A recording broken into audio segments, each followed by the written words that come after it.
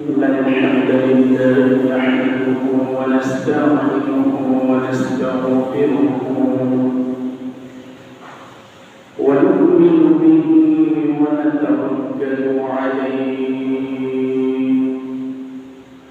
ونعوذ بالله من شرور أنفسنا ومن سيئات أعمالنا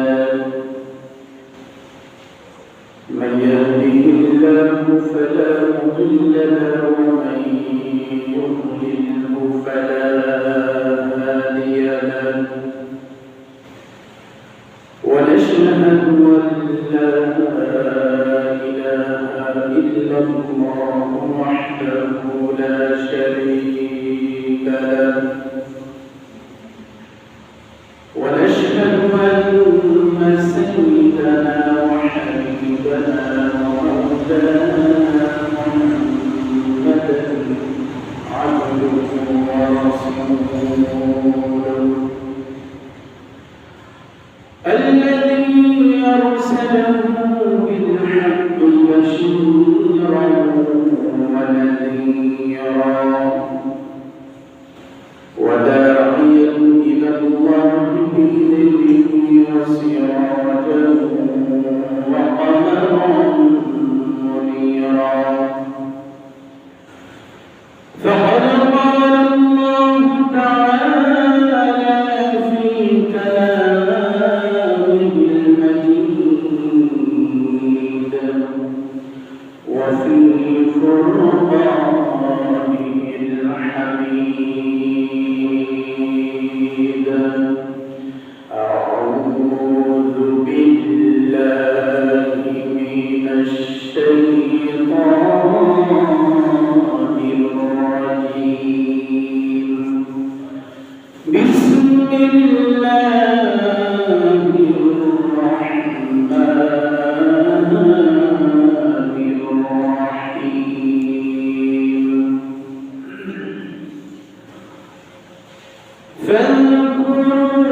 فاذكروني أذكركم واشكروني ولا تكفرون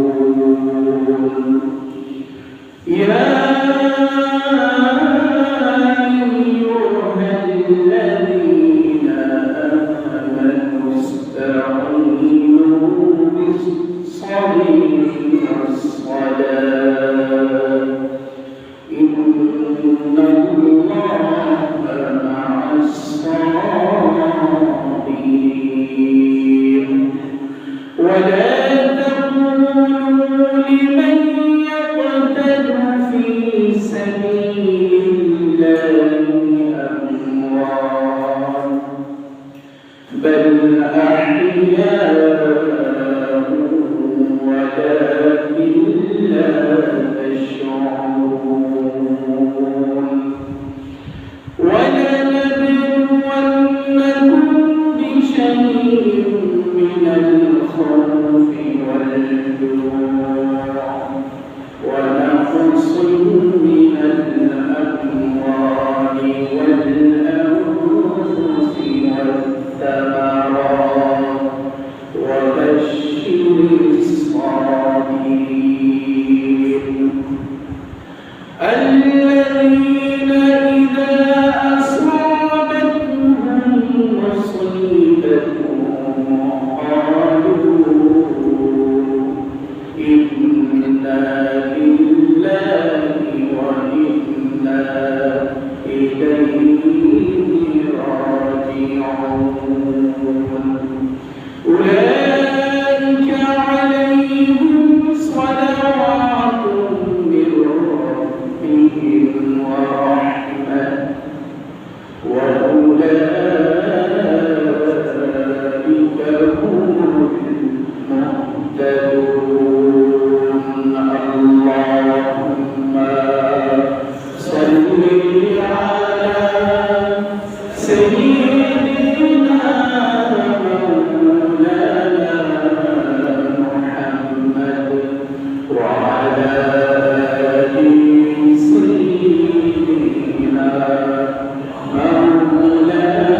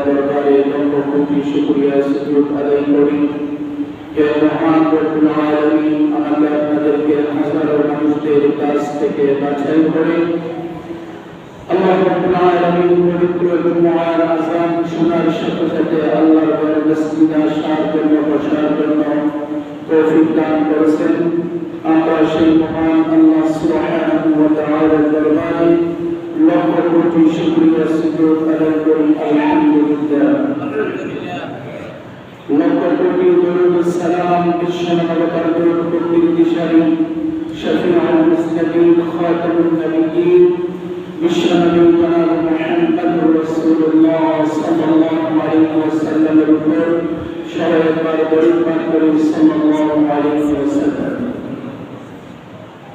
উপস্থিত সম্মানিত মুসলিম কিরাম, আল্লাহ রাব্বুল আলামিন আজকের জুমার খুতবার মাধ্যমে আমাদেরকে শিক্ষা দিয়েছেন। আমি আপনাদের সামনে কোরআনুল কারীমের সূরা বাকারা, কোরআনুল কারীমের 2 নম্বর সূরা বাকারা 2 নম্বর পারার 2 নম্বর পৃষ্ঠার শেষের দিক থেকে আমি কিছু কোরআনুল কারীমের আয়াত তেলাওয়াত করেছি।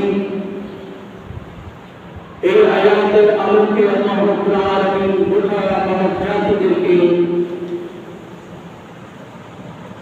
আল্লাহ রাব্বুল আলামিন সুন্দর সুসংবাদ দিয়েছেন।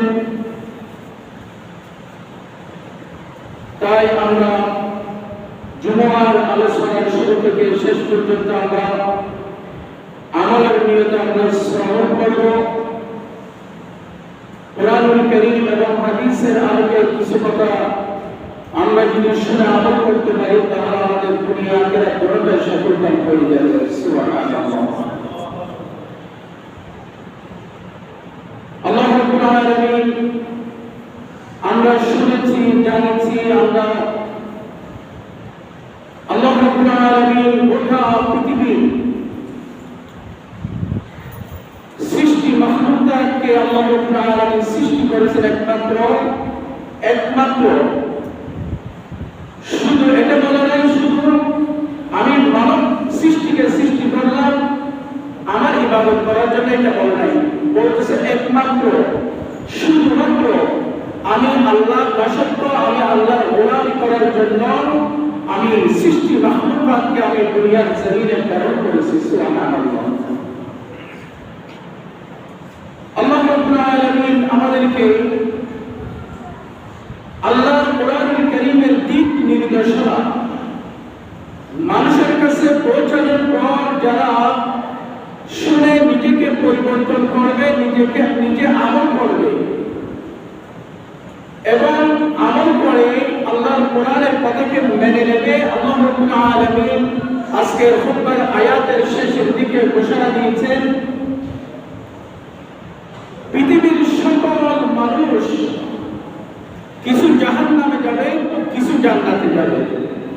যারা হেদায়েত প্রাপ্ত হবে তারা জান্নাতে যাবে, যারা আল্লাহ তাআলার অনুগ্রহ প্রাপ্ত হবে, আল্লাহ তাআলার করুণা হাসিল করবে, তারা নাজাত প্রাপ্ত হবে, হেদায়েত প্রাপ্ত হবে।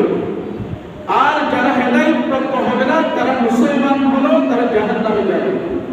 আর আল্লাহ বলতেছে আজকের জুমার খুতবার যে আয়াতগুলো আমি আপনাদের সামনে তেলাওয়াত করেছি, এই আয়াতগুলোকে যারা মেনে নেবে আল্লাহ বলতেছে তার মৃত্যু পর্যন্ত তাকে আমি গোমরাহ করব না, তাকে আমি হেদায়েত প্রাপ্ত বান্দা, আমার অনুগ্রহ প্রাপ্ত বান্দা বানিয়ে আমার বান্দাকে আমি জান্নাতের পথে দেখিয়ে দেব। সুবহানাল্লাহ। এটা আমি বাংলা বলে দিলাম। আল্লাহ কোরআনুল কারীমের মধ্যে শুরুর দিক থেকে আল্লাহ আমাদেরকে কি জানিয়ে দিচ্ছে। পৃথিবীতে মানুষ আসার পর আমি গত জুমায় বলেছিলাম আল্লাহ আমাদেরকে এমনি সৃষ্টি করে নাই। আমরা কোথায় ছিলাম, কোথায় আছি, বর্তমান কোথায়, আগামীকাল কোথায় যাব। আমাদেরকে আল্লাহ রাব্বুল আলামিন সৃষ্টি করেছেন আল্লাহর দাসত্ব করার জন্য, আল্লাহর ইবাদত করার জন্য, আল্লাহর গোলামি করার জন্য। আর বর্তমান সময়ে আমি আপনি মানলেও ঠিক না মানলেও ঠিক, কোনটা আজকে বর্তমান সময়ে বিশ্বের মধ্যে আপনি যত দুনিয়ার জমিনে আল্লাহর কথা বলবেন না, অমুক ভাইয়ের চরিত্র ফুলের মতো পবিত্র, অমুক ভাই তমুক ভাই করে বলে যত আপনি দুনিয়ার জমিনে ফালাফালি করবেন তত আপনার দুনিয়াতে সম্মান, তত আপনার মর্যাদা, তত আপনি দাপটশালী হবেন, আপনি ক্ষমতাধর হবেন। কিন্তু এখানে কিন্তু কেন আল্লাহ রাব্বুল আলামিন আমাদেরকে কেন সৃষ্টি করলেন? আর আমরা দুনিয়াতে এসে আমরা আমাদের সময়টা, আমাদের হায়াতটা আমরা কোথায় ব্যবহার করতেছি আমাদের জানতে হবে। শুধু আমার হায়াত, আমার শ্বাস, আমার প্রশ্বাস, আমার এই যে আমার অক্সিজেন নিয়ে আমরা নিঃশ্বাস ফেলি, এত কিছু আল্লাহর নিয়ামতকে আমরা দুনিয়ার জমিনে মানুষের কাজে ব্যবহার করি, অমুক ভাই অমুক চরিত্র ফুলের মতো পবিত্র, এইভাবে আমার স্লোগানের মাধ্যমে আমার জীবনটা শেষ করে দিলাম, অথচ আপনার ওই অমুক ভাই আপনার কবরের সাথে হবে না 100% আল্লাহর কসম। আপনার অমুক ভাই নেতা আপনার হাসরের ময়দানে আপনার নাজাতের কোনো সুপারিশ প্রাপ্ত হবে না। আর আপনি যার কথা স্মরণ করেন না, আপনি যার গোলামি করেন না, যার দাসত্ব করেন না, আল্লাহ বলতেছেন ওই বান্দা হাসরের ময়দানে আমাকে পাবে, আমার বন্ধু আমার রাসূলকে পাবে। আর কবরের মধ্যে যদি ভালো কাজ করে যায় সেখানেও আমার নবী আমি ছাড়া আর কাউকে পাবে না। সুবহানাল্লাহ। তাহলে গোলামি করতে হবে একমাত্র কার? আল্লাহ। আল্লাহ ছাড়া অন্য কারো পৃথিবীর কোন নেতার, কোন মানুষের, কোন শক্তিশালী কোন ব্যক্তির, কোন নেতার আপনি প্রশংসা করবেন, আপনি চিল্লাপাল্লা করবেন, আপনার ফয়দার কোনো কাজে আসবে না। আপনার কাজে আসবে পরকালে, কবরে, হাসরে, ফুলসিরাত আপনার কাজে আসবে আপনি যদি একবার বলেন আল্লাহু আকবার। আপনি যদি দুনিয়ার আপনার 70 বছর হায়াতের মধ্যে আপনি যদি 70 বছর হায়াত যদি আপনি মানুষের প্রশংসা করে কাটিয়ে দেন, আপনার একজন নেকি হবে না, বরং আরো গুনাহ হবে।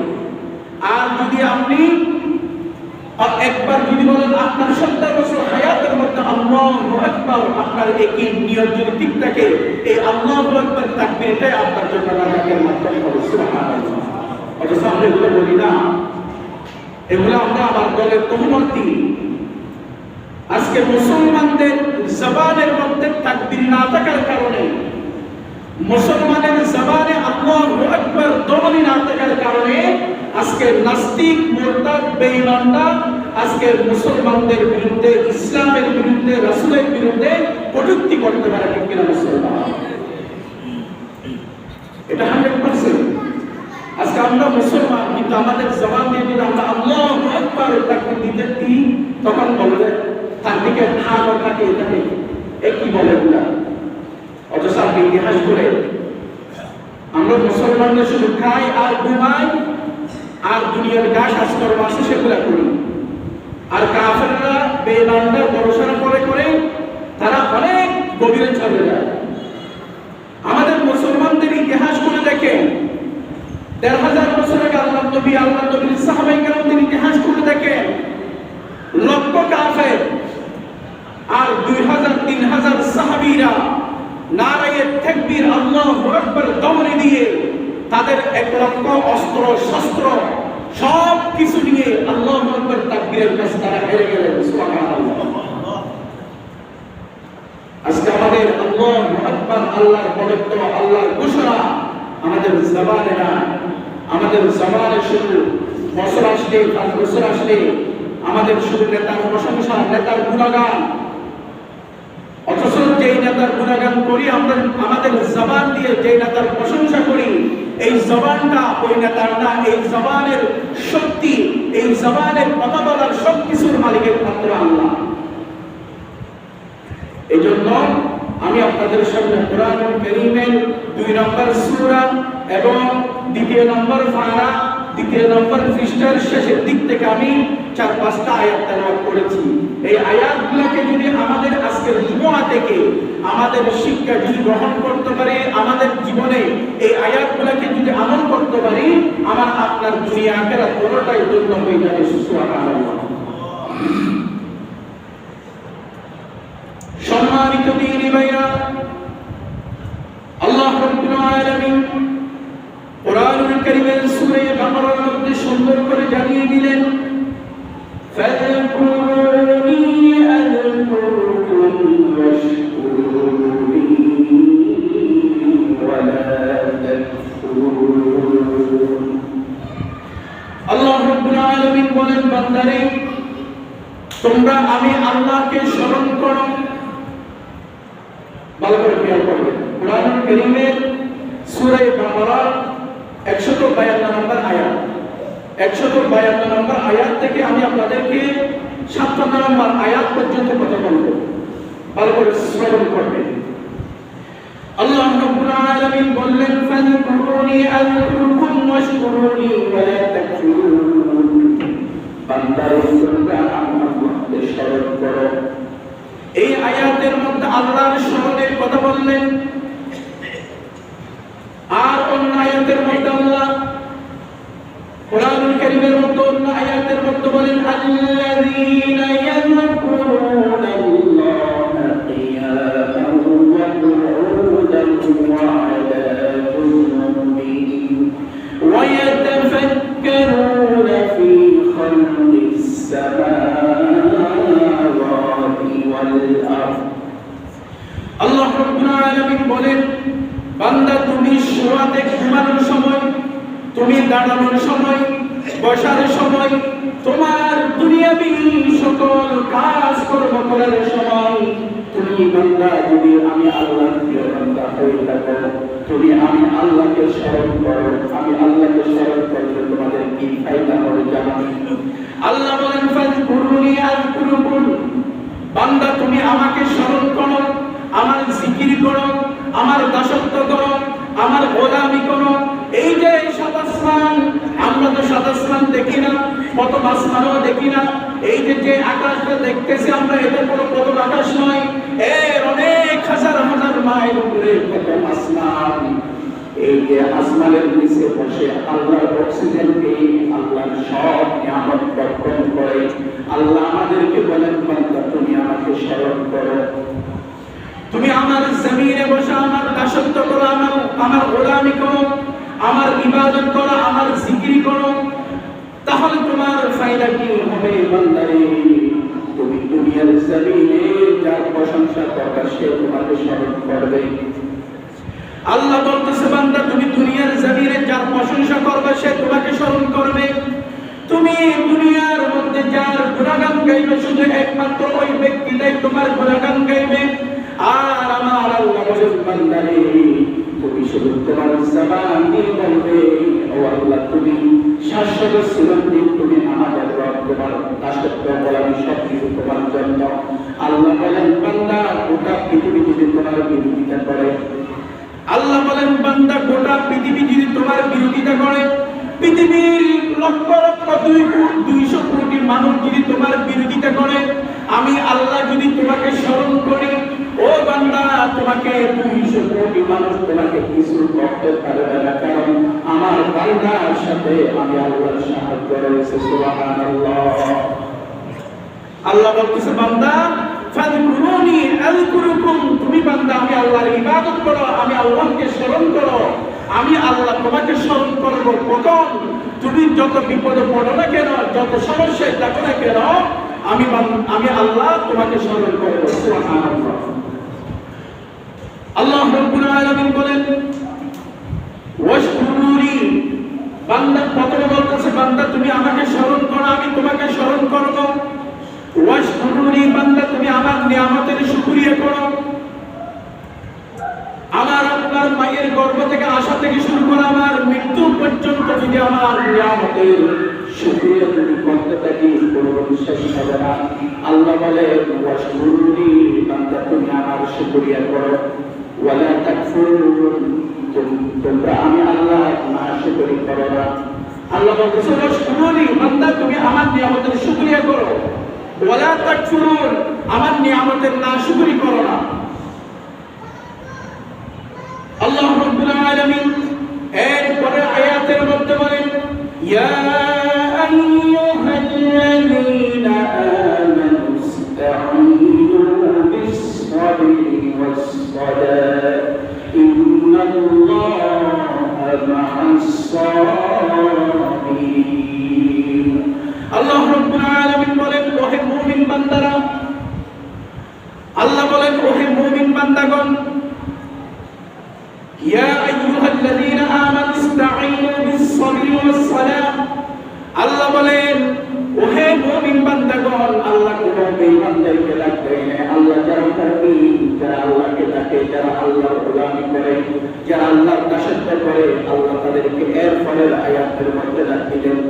আল্লাহ রাব্বুল আলামিন সূরা বাকারার 153 নং আয়াতের মধ্যে বলেন, ইয়া আইয়ুহাল্লাযীনা আমানু ইসতাঈনু বিস-সাবরি ওয়াস-সালাহ। ও বান্দা, তুমি তোমার হায়াতের মধ্যে তুমি সবরের মাধ্যমে, ধৈর্য ধারণের মাধ্যমে এবং সালাতের মাধ্যমে, নামাজের মাধ্যমে আমি আল্লাহর কাছে তুমি সর্বাত্মক সাহায্য প্রার্থনা করো। সুবহানাল্লাহ।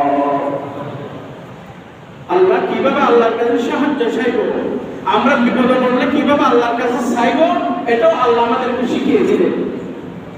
আল্লাহ বলেন, হে ঈমানদার বান্দারা, মুমিন বান্দারা, ওয়াস্তাঈনু বিস-সাবরি ওয়াস-সালাত, তোমরা ধৈর্য ধারণের মাধ্যমে, সবরের মাধ্যমে এবং নামাজের মাধ্যমে আমি আল্লাহর কাছে সাহায্য প্রার্থনা করো, আমি আল্লাহর কাছে চাও।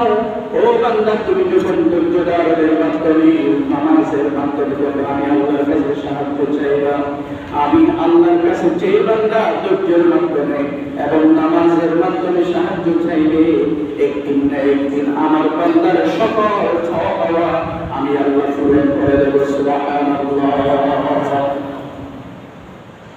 ইন্নাল্লাহ আল্লাহ বলেন, নিশ্চয় আমি আল্লাহ মা'আস সাবিরিন। আল্লাহ রাব্বুল আলামিন বলেন, ও ঈমানদার বান্দাগণ, তোমরা নামাজের মাধ্যমে, ধৈর্য ধারণের মাধ্যমে আমি আল্লাহর কাছে সাহায্য চাও। এই যেই বান্দারা সবরের মাধ্যমে, ধৈর্য ধারণের মাধ্যমে আল্লাহর কাছে সাহায্য চাইবে, আল্লাহ বলেন, ইন্নাল্লাহ মা'আস সাবিরিন, নিশ্চয় আমি আল্লাহ ওই সবরকারী, ধৈর্য ধারণকারী বান্দাদের সাথে আমি আল্লাহর সাহায্য অবধারিত হইলে। সুবহানাল্লাহ। যত বিপদে থাকি না কেন, যত সমস্যা পেরেশানি থাকি না কেন, আমাদের ধৈর্য ধারণ করতে হবে সালাতের মাধ্যমে, ধৈর্য ধারণের মাধ্যমে। শুধু একটা না, আপনি সবরও করবেন, আপনি নামাজও পড়বেন। বিপদে পড়েছেন, আপনি আরো বেশি নামাজ পড়বেন, নামাজ পড়বেন, আপনি যত বিপদে পড়বেন তত বেশি সিজদা দিবেন আর ধৈর্য ধারণ করবেন। আজকে থেকে প্র্যাকটিস করেন, আপনি এক সপ্তাহের মধ্যে আপনি এর ফলাফল পেয়ে যাবেন। সুবহানাল্লাহ।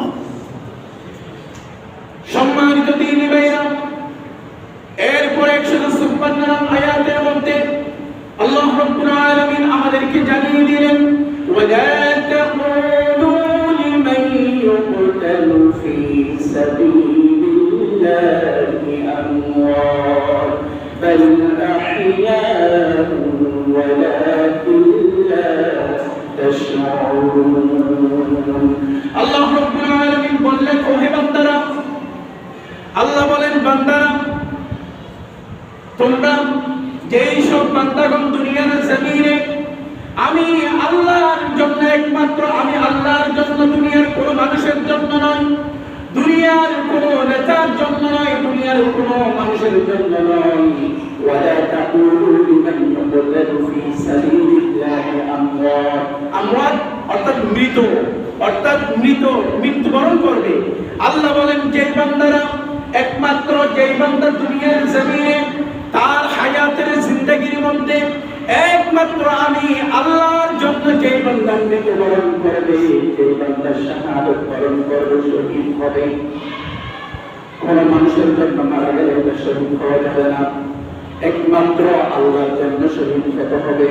আমি বললাম, ও আল্লাহ, যতদিন দুনিয়াতে বাঁচব, তোমার জমিনে তোমার দিন প্রতিষ্ঠার জন্য আমাকে মরণ দিও। আমার আপনার নিয়তের মধ্যে এটাই ছিল, ও আল্লাহ, যতদিন হায়াত রয়েছে মৃত্যু পর্যন্ত, ও আল্লাহ, তোমার জমিনে তোমার আইন প্রতিষ্ঠার জন্য আমাকে তুমি আল্লাহ শহীদ মরণ দিও। এই নিয়তটা যদি আপনার একনিষ্ঠভাবে, একগ্রতার সাথে যদি আপনার নিয়তের মধ্যে থাকে, আপনি যদি জিহাদের ময়দানে শাহাদাত বরণ না করেন, আপনি যদি বিছানায় যদি মারা যান, আল্লাহ বলেন, ওই বান্দাকে আমি শহীদের মর্যাদা দিয়ে মৃত্যু দেব। সুবহানাল্লাহ। অথচ আমরা নিয়তটা করতে পারি না, ভয়ে জিহাদের ময়দানে গেলে মৃত্যুবরণ করতে হবে, মরে যেতে হবে। আর আমার আল্লাহ, আমার নবী বলেন, ও আমার উম্মত, আল্লাহর জমিন, আল্লাহর আইন প্রতিষ্ঠার জন্য একমাত্র আল্লাহর জন্য যারা জীবন দেবে, যারা শাহাদাত বরণ করবে, আমার আল্লাহ সূরা বাকারার মধ্যে আমি যে আয়াতগুলো তেলাওয়াত করতেছি, আয়াতের মধ্যে আল্লাহ বলেন, ওয়ালা তাকুলু লিমান ইয়াকতালু ফি সাবিলিল্লাহি আমওয়াত ও বান্দারা, যে বান্দাগণ একমাত্র আমি আল্লাহর জন্য যারা জীবন দেবে, যারা শাহাদাত বরণ করবে, তোমরা তাদেরকে মৃত বলো না। অথচ এটা তো স্বাভাবিক, কুল্লু নাফসিন যায়িকাতুল মাউত, পৃথিবীর সকল প্রাণী মরণশীল, সবার মারা যেতে হবে। তাহলে একজন মানুষ মারা গেছে, সেটা অবশ্যই মৃত, তাই না? আমাদের আপনার সকলের প্রশ্ন হবে যে একজন মানুষ মারা গেছে, সেটা অবশ্যই মৃত। আমার আল্লাহ রাব্বুল আলামিন ১৩,০০০ বছর আগে আমার নবীর উপর কোরআনুল কারীম নাযিল করে দিয়ে জানিয়ে দিলেন, পৃথিবীর সকল মানুষ মারা যাবে, কিন্তু আমার কিছু বান্দারা একমাত্র দুনিয়ার জমিনে আমি আল্লাহর জন্য শহীদ হবে, আমি আল্লাহর জন্য মৃত্যুবরণ করবে। আমি তাদের বিষয়ে আমি আল্লাহ জানিয়ে দিলাম, ও বান্দারা, তোমরা যেই বান্দা আমি আল্লাহর জন্য জীবন দেবে, মৃত্যুবরণ করবে, তোমরা তাদেরকে মৃত বলো না, কিন্তু তোমরা তা বুঝো না তারা জীবিত। আল্লাহ বলেন তারা জীবিত, তোমরা তা বুঝো না, তোমরা তা জানো না। একজন কোন পৃথিবীর জমিনে যেই প্রান্ত থেকে হোক না কেন, কোন বান্দা যদি আল্লাহর জন্য যদি মৃত্যুবরণ করে, ওই বান্দার মৃত্যুর রূপটা বের হতে দেরি, বের হওয়ার পর তার জান্নাতের নাজ নিয়ামত পেতে আর এক সেকেন্ড দেরি করে না। সুবহানাল্লাহ। যে বান্দা আল্লাহর জন্য জীবন দেবে, শাহাদাত বরণ করবে, মানুষ দুনিয়া থেকে মৃত্যুবরণ করবে ঠিক, তার রূহটা বের হতে দেরি, এরপরের পুনরায় জীবিতের মধ্যে তার জান্নাতের নাজ নিয়ামত, জান্নাতের হুর গিলমান, জান্নাতের খাওয়া দাওয়া তার জন্য এক সেকেন্ড দেরি করে না, তার জন্য আবার জান্নাতের নাজ নিয়ামতের দরজা খুলে যায়। সুবহানাল্লাহ। এটা কোথায় বলেছেন? আল্লাহ রাব্বুল আলামিন কোরআনুল কারীমের মধ্যে সুন্দর করে জানিয়ে দিলেন, ওয়ালা তাহসাবান্নাল্লাযীনা কুতিলু ফী সাবিলিল্লাহি আমওয়াত বাল আহইয়াউন ইনদা রাব্বিহিম ইউরযাকুন। ইউরযাকুন মানে কি? রিজিক, অর্থাৎ খাওয়া দাওয়া। আল্লাহ বলেন যে বান্দা দুনিয়ার জমিনে তার ৭০ বছর হায়াতের মধ্যে সে আলেম হোক, সে কৃষক হোক, সে ব্যাংকওয়ালা হোক, সে ঠেলাওয়ালা হোক, সে টমটমওয়ালা হোক, সে ট্রাক চালক হোক, সে পৃথিবীর যেই মানুষ হোক না কেন, যেই পেশার মানুষ হোক না কেন, আমি না, পৃথিবীর জমিনে যে পেশার মানুষ হোক না কেন, কোন বান্দা যদি একমাত্র আমি আল্লাহর জন্য যদি জীবন দেয়, আল্লাহ বলেন তোমরা তাদেরকে মৃত বলো না, তারা তো জীবিত, শুধু জীবিত নয়, বাল আহইয়াউন ইনদা রাব্বিহিম ইউরযাকুন, আমি আল্লাহ জান্নাতুল ফেরদাউস থেকে তারা মৃত্যুবরণ করার সাথে সাথে তারা কিয়ামত পর্যন্ত জান্নাতি নাজ নিয়ামত খাবারের ব্যবস্থা করে দেব আমি আল্লাহ। সুবহানাল্লাহ। কত সম্মান! আল্লাহ আমার হায়াতের মালিক কে? একটু বলতো, আমার হায়াতের মালিক কে? সবার হায়াতের মালিক কে? আল্লাহ। তাহলে আমার মৃত্যুর মালিক, আমার মৃত্যু দেব কে? আল্লাহ। হায়াত মত দুটোটার মালিক একমাত্র কে? আল্লাহ। তাহলে যে আল্লাহ আমাকে হায়াত দিয়েছে, আমার জীবনটা দিতে হলে একমাত্র আল্লাহর জন্য দেব, ঠিক কিনা রাসূল? যদি আল্লাহর জন্য দিতে পারি, আল্লাহ বলতেছে বান্দা তোমার মৃত্যু হওয়াটাই শুধু অপেক্ষা থাকবে, এরপর কিয়ামত পর্যন্ত তোমার কবরের মধ্যে জান্নাতুল ফেরদাউস থেকে তোমার যেটা মন চাই সেটা খাওয়া তোমার কবরের মধ্যে আল্লাহ পৌঁছে দেবে। সুবহানাল্লাহ। এটার উপর আমার আপনার বিশ্বাস, ঈমান রাখতে হবে, কারণ আল্লাহর কোরআনের উপর ঈমান রাখবে না এবং কোন পৃথিবীর জমিনে কোনো মানুষ নাই।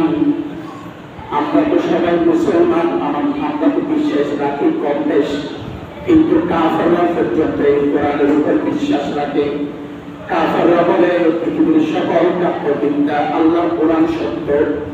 কাফেররা স্বীকার করে যে কোরআনই সত্য, পৃথিবীর সকল কাব্যবিদ্যা। সম্মানিত দ্বীনি ভাইরা, আপনার আমার সামনে আরো আয়াত রয়েছে। এই সূরা বাকারার এই আয়াতের মধ্যে আল্লাহ বলেন, ওয়ালা তাকুলু লিমান ইউকতালু ফী সাবিলিল্লাহি আমওয়াত বাল আহইয়াউন ওয়ালাকিন লা তাশউরুন। যারা আমি আল্লাহর জন্য একমাত্র একমাত্র আমি আল্লাহর জন্য জীবন দেবে মৃত্যুবরণ করবে, তোমরা তাদেরকে মৃত করো না, তারা জীবিত, তারা জীবিত। এবার জীবিতর প্রমাণ দেখে আসুন। বুখারী শরীফের বর্ণনায় আল্লাহর নবী হাদিসের মধ্যে একজন সাহাবীর কথা বললেন। আজ থেকে ১৫০০ বছর আগের ঘটনা শুনি আল্লাহর নবীর হাদিস থেকে আল্লাহর নবী উম্মতদের উদ্দেশ্যে জানিয়ে দিলেন, ও আমার উম্মতগণ শুনো, যে বান্দা একমাত্র আল্লাহর জন্য জীবন দেবে, আল্লাহর জন্য মৃত্যুবরণ করবে, তার মৃত্যু হওয়াটাই অপেক্ষমান। মৃত্যু হওয়ার সাথে সাথে তার জন্য জান্নাতের নিয়ামতের দরজা খুলে দেয়। সেটার প্রমাণ শুনি আল্লাহর নবী হাদিসের মধ্যে ইরশাদ করলেন, ১৫০০ বছর আগের ঘটনা। আমরা দুনিয়ার জমিনে মনে করি যে মানুষটা বেশি সুন্দর, যে মানুষটা বেশি টাকাওয়ালা পয়সাওয়ালা, ওই মানুষটা মনে হয় দুনিয়ার জমিনে বড় শ্রেষ্ঠ, বড় সম্মানিত। না না না না, আল্লাহ নবী বলেন, শুনো শুনো, আপনার আমার বডির স্কিন কালো, আপনার আমার দেহ গঠন সৌন্দর্য নাই, আপনার আমার চলাফেরার কোনো সৌন্দর্য নাই, আপনি আমি ফাটা সিধা কাপড় পরে জীবন যাপন করি, মানুষ সবাই আমাকে ঘৃণা করে, মানুষ সবাই আমাকে ভালোবাসে না। আল্লাহ বলেন, আল্লাহর নবী বলেন, ও আমার উম্মতগণ শুনো, ১৫০০ বছর আগের ঘটনা শুনো। আল্লাহর নবীর এটা এই যে আল্লাহ রাব্বুল আলামিন বললেন, পৃথিবীর জমিনে কোন বান্দা যদি আমার হয়ে যায়, ওই বান্দাটা যেই মানুষ হোক না কেন, মানুষ ফকির হোক, গরিব হোক, মিসকিন হোক, ভিখারি হোক, ল্যাংড়া হোক, লুলা হোক, কানা হোক, কিন্তু বান্দার ভিতরে যদি আমি আল্লাহর তাকওয়া থাকে, আমি আল্লাহর ভয় থাকে, ওই বান্দা আমি আল্লাহর কাছে পৃথিবীর সকল মানুষের চাইতে বেশি শ্রেষ্ঠ। সুবহানাল্লাহ। আপনাকে আমাকে মানুষ ঘৃণা করে, কিন্তু আমি যদি আল্লাহর হয়ে যাই, আমি আল্লাহর প্রিয় বান্দা হয়ে যাই, আল্লাহ বলেন গোটা পৃথিবীর মানুষ তোমাকে ঘৃণা করলো, আমি আল্লাহ তোমার জন্য যথেষ্ট এবং তুমি আমার কাছে শ্রেষ্ঠ বান্দা। সুবহানাল্লাহ। আল্লাহর নবীর একজন প্রিয় সাহাবী হযরতে জুলাইবী রাদিয়াল্লাহু তাআলা আনহু, হযরত জুলাইবী রাদিয়াল্লাহু তাআলা আনহুর কথা আল্লাহর নবী কেন হাদিসের মধ্যে আনলেন, কেন সহিহ হাদিসের বর্ণনায় কেন আনলেন? তিনি এমন একজন সাহাবী, যে সাহাবীর কোনো বাড়িঘর ছিল না। হযরত জুলাইবী রাদিয়াল্লাহু তাআলা আনহু, তার দেহ গঠন সৌন্দর্য ছিল না, কুৎসিত ছিল, কালো ছিল, এবং তার ফরনের জামা ছিল ফাটা সিটা। তার বসবাস ছিল মদিনার আশেপাশে, রাস্তার পাশে শুয়ে থাকতো। তার একবেলা খাবার খেত, এক গ্লাস পানি খেত, ওই পানি দিয়ে তার তৃষ্ণা ভিজিয়ে রাখতো, আবার সারাদিন উপহাস। হযরত জুলাইবী রাদিয়াল্লাহু তাআলা আনহু মদিনার আশেপাশে এইভাবে বসবাস করতে লাগলো, জীর্ণ শীর্ণ, তার কোনো খাওয়া দাওয়া নাই। কিন্তু ওই বান্দার ভিতরে আল্লাহর ভয়, রাসূলের ভালোবাসা ওই সাহাবীর মধ্যে থাকার কারণে সে কত দামি হয়েছে আমরা শুনি। হে যুবক, আমরা এই জুলাইবীর একজন টকবকে যুবক, একজন সাহাবী হযরত জুলাইবী রাদিয়াল্লাহু তাআলা আনহু, আল্লাহর নবীর একজন টকবকে একজন যুবক, একজন সাহাবী। হযরত জুলাইবী মদিনার আশেপাশে ঘুরে বেড়াতো, তার কোনো খাওয়া দাওয়া নাই, টাকা পয়সা নাই, জীর্ণ শীর্ণ, ফাটা সিটা কাপড় পরে চলাফেরা করতো। আল্লাহর নবী বলেন, ও সাহাবীরা, তাকে কি তোমরা চিনো? সাহাবীরা বলল, না, তাকে চিনি না। আল্লাহর নবী তাকে ডাক দিলেন, আইনা জুলাইবী, হে জুলাইবী, তুমি এদিকে আসো। হযরত জুলাইবী রাদিয়াল্লাহু তাআলা আনহুকে ডাক দিলেন, আমার নবীর সামনে আসলেন। জুলাইবী, তুমি এগুলো কি বানর কিসসা কাহিনী না হাদিসের ঘটনা বললাম? আল্লাহর নবী বললেন, হে জুলাইবী, তুমি কি বিবাহ করবে না? জুলাইবী তো একজন যুবক, বিবাহের উপযুক্ত হয়েছে, কিন্তু বিবাহ কে করবে? একজন গরিব, অসহায়, জীর্ণ শীর্ণ, সুন্দরও না, দেহ গঠন নেই, তার বংশমর্যাদা কোনো কিছুই নাই, এমন সাহাবীকে কার মেয়ে বিবাহ দেবে? আল্লাহর নবী তাকে ডাক দিলেন, হে জুলাইবী, এদিকে আসো, তুমি কি বিবাহ করবে না? হাদিসের মধ্যে 3 বার উল্লেখ করেছেন এই কথাটা। আল্লাহর নবী প্রথম দিন ডাক দিলেন জুলাইবীকে, ইয়া জুলাইবী, তুমি কি বিবাহ করবে না? জুলাইবী বললেন, আমি তো এই মদিনার মধ্যে আমার থেকে নিকৃষ্ট আর কেউ নাই, আমি জুলাইবিবকে কে বিবাহ করবে?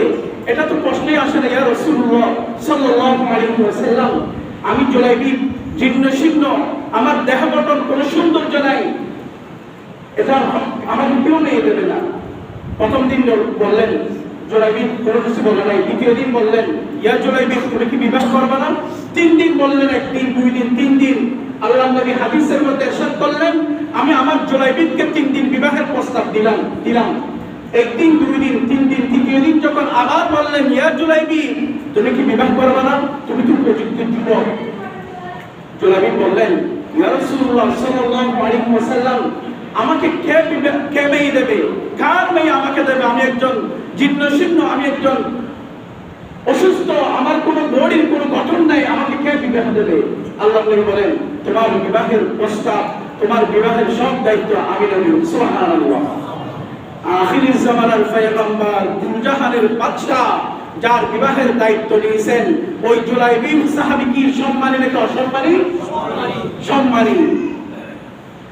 সম্মানিত দ্বীনি ভাইরা, ভালো করে খেয়াল করবেন হাদিসের বর্ণনা। হযরত জুলাইবিব রাদিয়াল্লাহু তাআলা আনহু, আজকে মানুষ মনে করে দুনিয়ার জমিনে টাকা থাকলে, পয়সা থাকলে, সুন্দর দেহ গঠন থাকলে ওই মানুষটা বেশি দামি। আল্লাহ বলেন, আমার নবী বলেন না, যে বান্দা দুনিয়ার জমিনে যতই মুসলিম হোক না কেন, কালো হোক না কেন, নিগ্রহ হোক না কেন, ওই বান্দার ভিতরে যদি আমি আল্লাহর মহব্বত থাকে, আমি আল্লাহর ভয় থাকে, আমার নবীর ভালোবাসা থাকে, ওই বান্দা পৃথিবীর আসমান জমিন যা কিছু আছে সব কিছুর চাইতে ওই ব্যক্তিটা আমি আল্লাহর কাছে থাকি। সুবহানাল্লাহ। সেটার প্রমাণ আল্লাহর নবী ১৫০০ বছর আগে হযরত জুলাইবিবের ঘটনা বর্ণনা করে দিয়ে সকল পৃথিবীর যুবকদেরকে শিক্ষা দিয়ে দিলেন। হযরত জুলাইবিবকে আল্লাহর নবী 3 দিন বিবাহের প্রস্তাব দিলেন। ও জুলাইবিব তুমি কি বিবাহ করবে না? তৃতীয় দিনের মাথায় জুলাইবিব বললেন ইয়া রাসূলুল্লাহ, আমাকে কোন মেয়ে দেবে? কোন বাবার কোন মায়ের মেয়ে আমাকে বিবাহ দেবে? আল্লাহর নবী বলেন জুলাইবিব তোমার বিবাহের প্রস্তাবের দায়িত্ব আমি নবী দিয়ে দিলাম। এবার মদিনার যারা বসবাস করে তারা হচ্ছেন আনসার, আর যারা মক্কা থেকে হিজরত করে মদিনায় গেলেন তারা মুহাজির। মক্কা থেকে মদিনায় যারা গেছেন আমার নবী সহ সাহাবীরা সবাই মুহাজির, আর যারা মদিনার বসবাসরত তারা আনসার। আল্লাহর নবী একজন আনসারের মেয়ে, মদিনার পুরুষ সুন্দরী মেয়ে আনসারের মেয়ে। আল্লাহর নবী ডাক দিলেন ও সাহাবী এদিকে আসো, তোমার মেয়েকে আমি বিবাহের প্রস্তাব দিলাম। ভালো করে খেয়াল করেন, এই কথা বলার পর ওই আনসার সাহাবী খুশিতে আনন্দিত হয়ে গেলেন।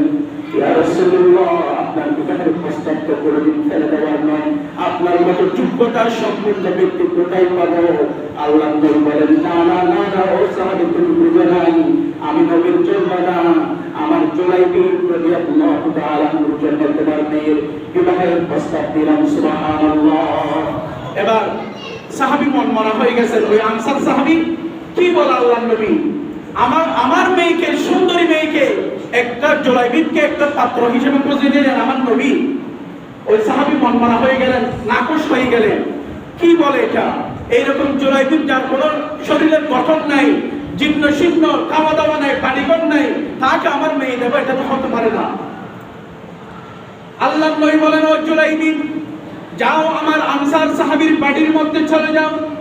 ওই মেয়ের বাবা সহ হযরত জুলাইবিব আনসার সাহাবীর বাড়ির মধ্যে গেলেন। যাওয়ার পর মেয়ের মাকে ডাক দিয়ে বলেন ও মেয়ের মা এদিকে আসো।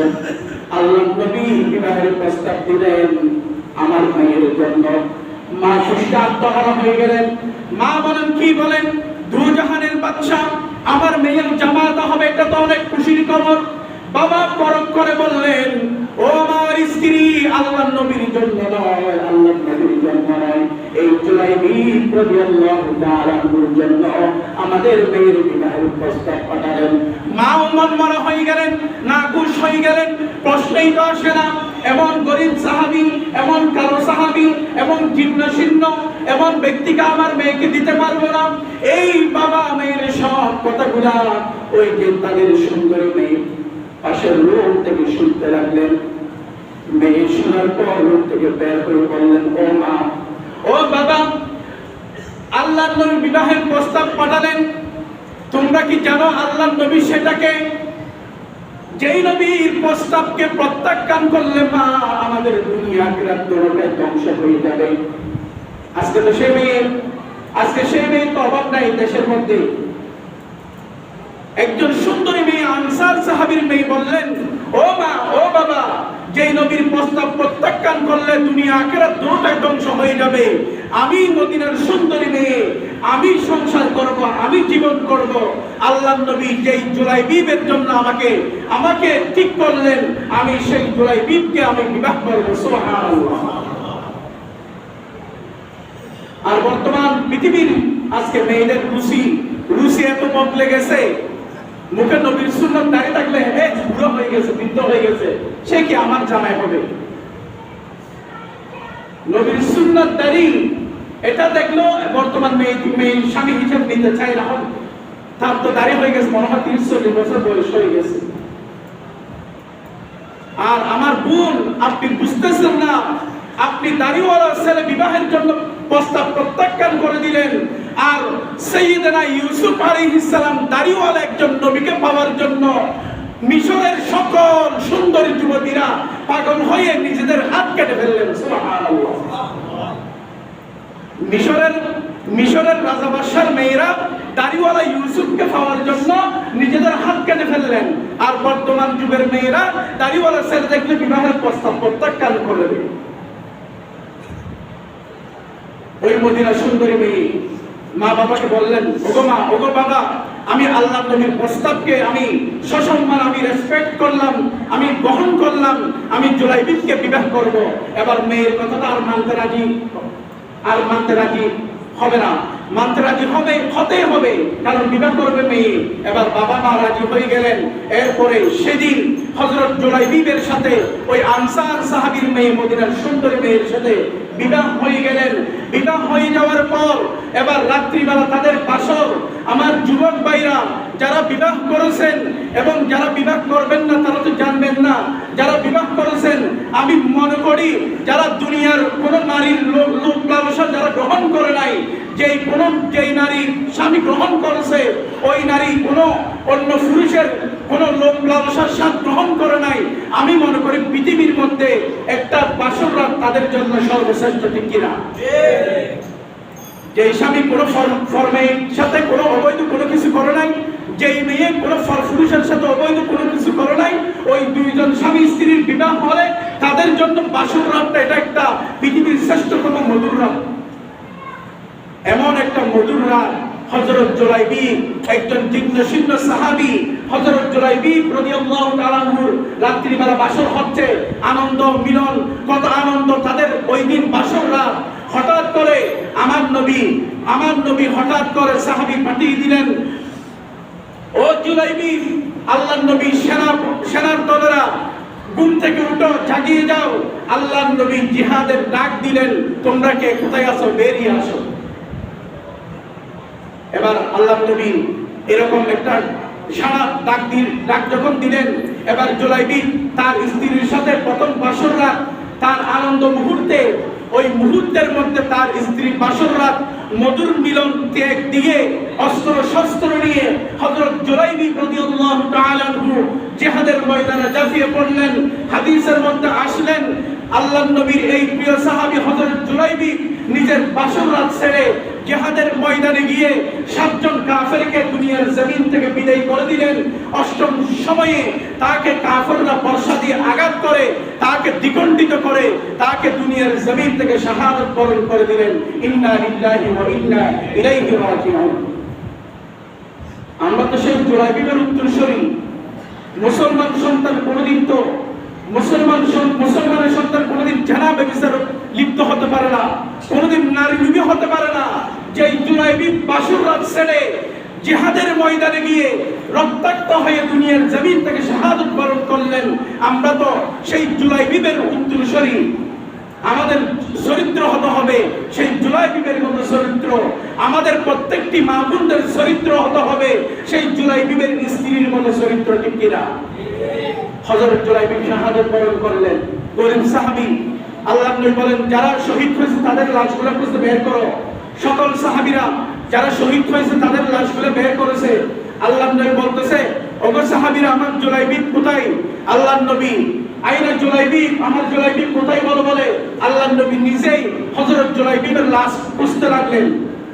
এবার খোঁজার পর হযরত জুলাইবিব রাদিয়াল্লাহু তাআলা লাশ পেলেন। পাওয়ার পর আল্লাহর নবীর উরু মুবারক অর্থাৎ লাং মুবারকের মধ্যে হযরত জুলাইবিব শহীদ হয়ে গেলেন।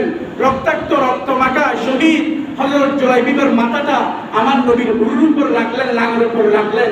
রাখার পর আমার নবী জুলাইবিবের দিকে তাকিয়ে তাকিয়ে আমার নবী জুলাইবিবের তাকিয়ে তাকিয়ে আল্লাহর শুকরিয়া আদায় করে এবং আবার জুলাইবিবের কাছ থেকে মুখটা ফিরিয়ে নেয়। জুলাইবিবের মাথা হচ্ছে আমার নবীর লাঙের উপর, উরুর উপর, আর জুলাইবিবের চেহারা দেখলে, শরীরের দিকে দেখলে আমার নবীর মুখটা ঘুরিয়ে ফেলে। সাহাবীরা প্রশ্ন করলেন, হাদিসের মধ্যে ঠিক এইভাবে আছে। সাহাবীরা প্রশ্ন করলেন, ইয়া রাসূলুল্লাহ, আপনি জুলাইবিবকে দেখে আপনি মুখটা ঘুরিয়ে ফেলেন কেন? আল্লাহর নবী বলেন, ও সাহাবীরা শুনো শুনো, আমার জুলাইবিবের দিকে আমি এই জন্য আমি তাকাই না, আমি এই জন্য মুখটা ঘুরিয়ে ফেলি, আমার জুলাইবিবকে জান্নাত থেকে লক্ষ লক্ষ হাজার হাজার হুররা এসে আমার জুলাইবিবের সাথে আলিঙ্গন করতেছে, আমার জুলাইবিবকে হুররা এত আনন্দ দিচ্ছে, আমি লজ্জায় আমার জুলাইবিব লজ্জিত হবে, এই জন্য আমি বিশ্বনবীর চেহারাটা আমার জুলাইবিবের মুখ থেকে ঘুরিয়ে ফেললাম। সুবহানাল্লাহ। দুনিয়ার কোন নারীর ফিতনায় পড়ে জীবন ধ্বংস করে? দুনিয়ার কোন যুবকের ফিতনায় পড়ে নারীরা নিজের জীবন ধ্বংস করে? হযরত জুলাইবিব নিজের স্ত্রী বাসররা ছেড়ে আল্লাহর জন্য শহীদ হলেন, যার কারণে জুলাইবিবের মৃত্যু হওয়াটাই অসম্ভব। এরপরে জুলাইবিবের জন্য জান্নাত থেকে হুর আসতে আর এক সেকেন্ডও দেরি করে নাই, জুলাইবিবকে জান্নাতের নাজ নিয়ামত দিয়ে জুলাইবিবকে জান্নাতে নিয়ে যাচ্ছে। সুবহানাল্লাহ।